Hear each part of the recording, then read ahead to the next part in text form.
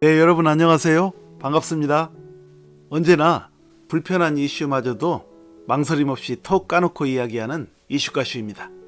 이슈가슈는 대인관계와 처세, 그리고 가족관계, 사회생활 등 인간이 이 세상을 살아가면서 겪는 모든 문제점과 해결책을 적나라하게 제시합니다.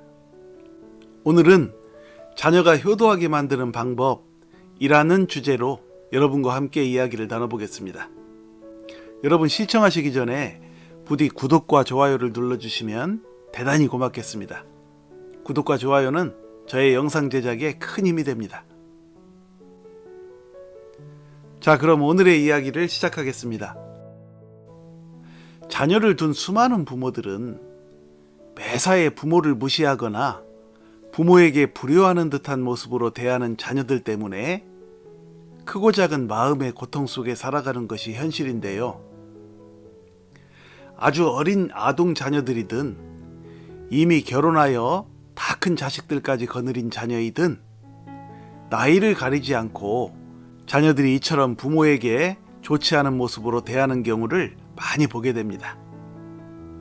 부모들은 자녀의 이런 모습 때문에 크게 서운하기 일쑤이지만 아무리 세월이 흘러도 자녀들의 그러한 모습은 고쳐지지 않은 채로 서로 간의 갈등과 불화 속에 세월만 무한정 흘러가다 보니 부모들의 시름은 더욱 깊어갈 뿐이죠. 대체 부모 자녀 간에는 서로 무슨 문제가 있으며 과연 부모 자녀 간에 이러한 문제는 평생토록 풀 수 없는 불가능한 문제인 것일까요?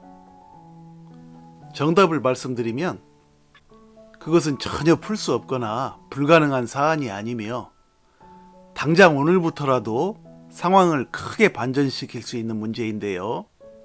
그것은 바로 부모가 자녀에게 강한 모습이 아닌 약한 모습을 보여줌으로써 자녀의 내면에 숨겨져 있는 보호 본능을 이끌어내는 것입니다.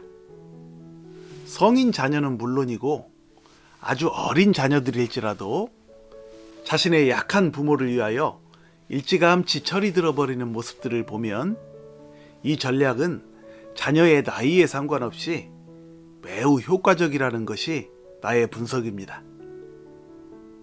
대부분의 부모들은 자녀를 늘 물가에 내어놓은 어린애처럼 생각한 나머지 본능적으로 자녀에게 하나라도 더 도움이 되는 말들을 해주려고 노력하게 되며 그러다 보니 항상 타이르는 듯한 말을 하기 일쑤인데요. 중요한 것은 이것이 부모 자녀 간의 관계에 도움이 되기는커녕 오히려 자녀가 부모로부터 도망치려는 심리작용 내지는 반발심을 일으키게 되며 그로 인해 부모 자식 간의 관계가 크게 어긋나게 된다는 얘기입니다. 부모가 자녀에게 도움이 되는 말을 해주는 상황을 자녀들이 상식적인 측면에서만 깊이 있게 생각해 준다면야 전혀 문제될 것이 없으며 오히려 자신을 위해 부모가 애써 해주는 말이므로 크게 고마워해야 정상이겠지만 인간의 의식구조와 심리구조는 그렇게 상식적으로 이루어져 있지 않은 데에 근본적인 문제가 있는 것입니다. 인간은 꼭 부모가 아니더라도 누구한테든 충고나 조언을 받게 되면 그것에 감사하는 마음보다는 먼저 자기 보호 본능에 따른 방어 심리를 구축하게 되는데요. 그러니까 충고나 조언을 해주는 사람을 뭔가를 베풀어 줄 만큼의 여유를 지닌 강자로 인식하게 됨으로써 고마워하기보다는 오히려 괘씸해하거나 마음의 방어벽을 쌓으면서 대응할 준비를 하게 된다는 얘기이며 이것은 부모에게도 예외가 아닌 것입니다. 칭찬도 여러 번 하면 듣기 싫어한다 라는 속담이 있죠. 물론 우리가 만나는 사람들에게 각각의 다른 사안들마다 매번 한두 번쯤 칭찬을 해주면 상대는 크게 기분 좋아하겠지만 동일한 사안에 대해서 칭찬해주는 말을 여러 번 하게 되면 점점 듣기 싫어하는데요. 그 이유는 동일한 사안에 대하여 나에게 한두 번 해주는 칭찬은 나에 대한 존경과 부러움의 표시로 인식하지만 그 이상을 넘어가면 그것은 존경과 부러움의 표시가 아니라 오히려 그러한 칭찬을 남발할 만큼의 여유를 부리는 교만으로 인식하기 때문입니다.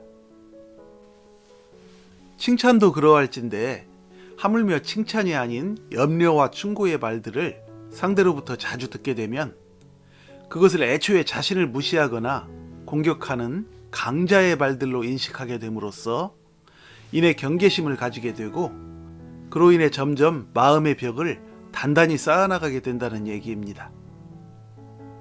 인간의 이러한 본능적인 자기방어 심리작용에서 부모 역시 결코 피해갈 수 없으며 오히려 부모는 그러한 염려와 충고의 말들을 그 누구보다도 많이 해주는 사람이니 남들보다 훨씬 갈등이 클 수밖에 없는 것이죠.